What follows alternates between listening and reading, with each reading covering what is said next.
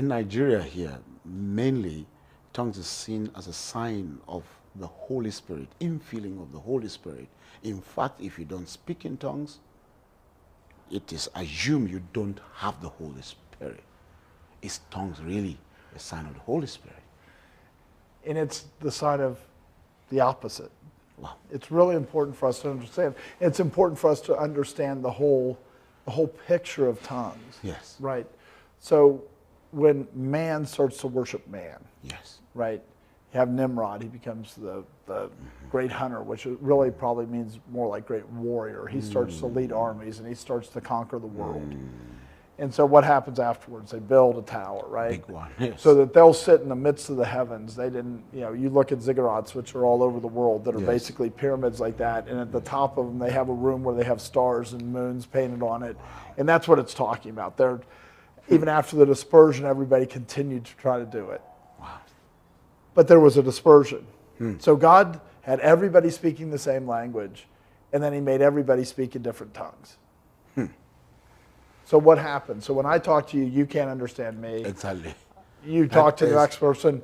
Two people have been working next to each other trying to build the tower, and now they can't even speak to each other.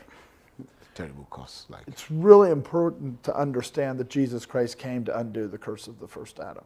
Wow. Jesus is called the second Adam. Yes. Through the first Adam, sin entered into the world and permeated everything. And one of the signs of sin entering into the world and permeating everything is that languages became confused. Very well. Right? They became confused. So, if languages became confused because of the first Adam, Yes. and the second Adam came to undo things, Yes. what did he do? He is not increasing confusion of languages, he's decreasing it, right? So kind of sin goes up and increases and then Christ came down and it decreases and decreases. The first sin that came, or the first result of sin in the world was death. 1 Corinthians 15 says the last result of sin in the world is death. That's when Christ will return to defeat the last enemy, which is death. So one of the enemies that Christ is in heaven ruling, defeating right now, is the tongues, the confusion of tongues because of the Tower of Babel. That's correct. Wow. Now put that into 1 Corinthians 14. Yes. 1 Corinthians 14 says, don't have tongues. Don't speak tongues unless there's an interpreter, unless there's somebody that will understand what you're saying. Otherwise, it is confusion.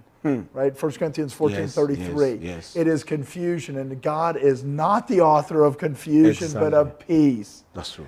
And so Jesus Christ came to undo the Tower of Babel. Exactly. When you do tongues the way you're doing them in Nigeria, you're embracing the Tower of Babel and saying, no, this is ours. Wow. Well, that's not the Holy Spirit. The Holy Spirit is the Spirit of Christ. It's another term for the Holy Spirit. So sorry.